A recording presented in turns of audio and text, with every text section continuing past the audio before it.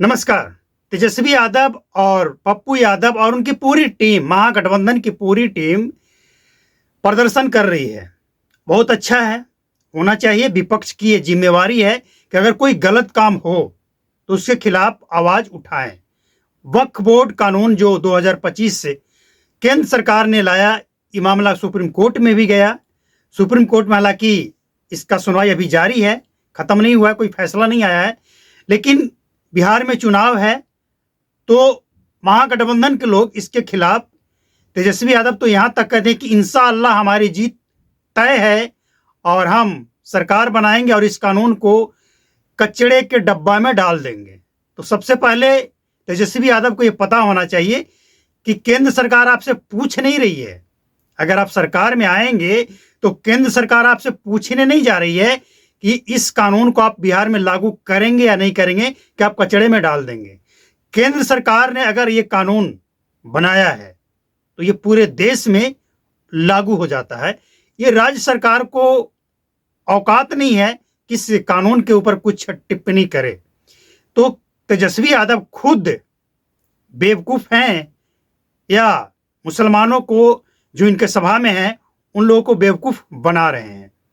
एक बात।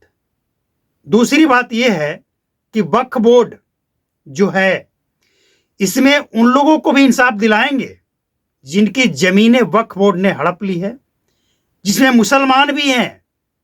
कई मुसलमान सरकार तक पहुंचे, सरकार तक उन्होंने अपनी बात पहुंचाई कि वक्फ बोर्ड ने हमारी जमीन जो हमने खरीदा है उस जमीन को हड़प लिया है। क्या उन लोगों को इंसाफ दिलाएंगे? और हाल ही में एक मामला जो आया था पटना जिला का, एक गांव का, पूरे गांव पर वक्फ बोर्ड ने दावा कर दिया कि ये पूरा गांव का जमीन वक्फ बोर्ड का है। मामला पटना हाई कोर्ट गया।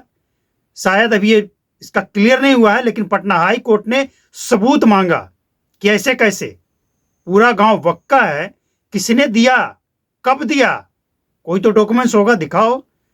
तो पतलून गिली हो गई, कोई डॉक्यूमेंट्स था नहीं। तो ऐसा कानून जो जहां उंगली रख दे कि वक्फ का है उसका हो गया, चाहे वो जलसी से, मतलब बदले की भावना से मुसलमान के जमीन पे भी रख दे तो वक्फ का हो गया।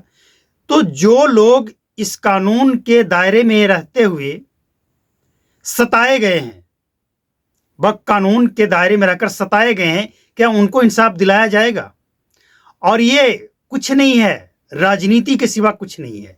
ये केंद्र सरकार का जब आदेश है, कानून है, और जाहिर सी बात है कि कोई भी कानून जब पार्लियामेंट में बनता है केंद्र सरकार के द्वारा तो पूरे देश के लिए बनता है।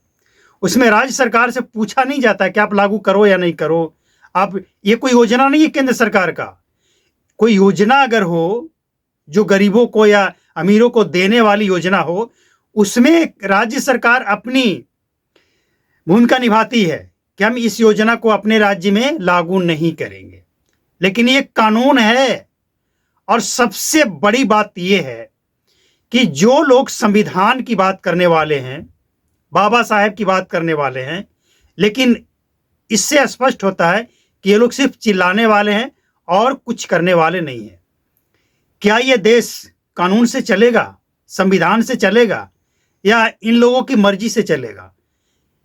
मुस्लिम का जो शरिया कानून है उससे चलेगा? कैसे चलेगा ये देश? अगर ये देश संविधान से चलना है तो फिर ये नौटंकी क्यों हो रहा है? तो जो लोग आज तेजस्वी यादव को सुन रहे हैं और देख रहे हैं, इंशाअल्लाह हमारी जीत होगी, वो लोग सुधर जाइए और संभल जाइए कि ऐसे लोगों को क्या करना है।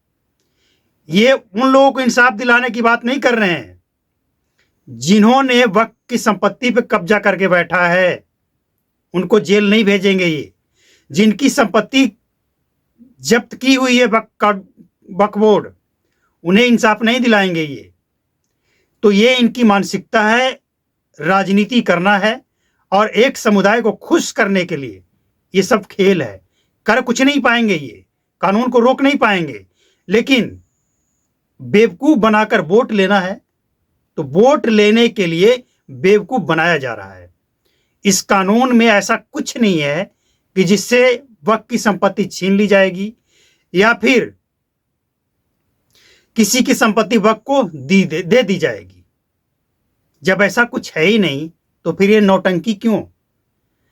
और जाहिर सी बात है, जो पढ़े लिखे लोग हैं वो इस कानून को अच्छी तरह से जानते हैं, समझते हैं और इन नेताओं की नौटंकी भी समझ रहे हैं। आप दिलाइए, इंसाफ दिलाइए ना, उन लोगों को भी इंसाफ दिलाइए जिनके जमीन वक्फ ने हड़प लिया है, और उन मुसलमानों को इंसाफ दिलाइए जिससे वक्फ की संपत्ति से आने वाला रेवेन्यू को उन्हें फायदा मिले। वक्फ किस लिए बनाया गया इस देश में? हालांकि संविधान में इसका कोई रिकॉर्ड नहीं है कि वक्फ होना चाहिए या नहीं होना चाहिए, लेकिन अगर वक्फ है तो इसका उद्देश्य क्या है? महिला जो विधवा हैं, जो बुजुर्ग हैं, उन्हें पेंशन देना है। कितने को दिया जाता है? गरीबों के उत्थान के लिए कितनी संस्थाएं चला रही है वक्फ बोर्ड? कोई अगर लिस्ट डेटा हो तो तेजस्वी यादव लेकर आए कि वक्फ बोर्ड इतने सारी योजना चला रही है और केंद्र सरकार इसको खत्म करना चाहती है। लेकिन हमें तो ये लगता है कि लालू यादव के पास भी वक्फ की संपत्ति का फायदा मिल रहा है। लालू यादव को, हालांकि लालू यादव 2004 में या 5 में वो भी इस सवाल को उठाए थे कि कड़े कानून बनना चाहिए। पटना में वक्फ के नाम पे जमीनें हड़पी जा रही है और वही तेजस्वी यादव आज इंशाअल्लाह हमारी जीत होगी, हम सरकार बनाएंगे और इस कानून को कूड़े में डालेंगे, ऐसी बात कर रहे हैं। समझिए इनकी मानसिकता।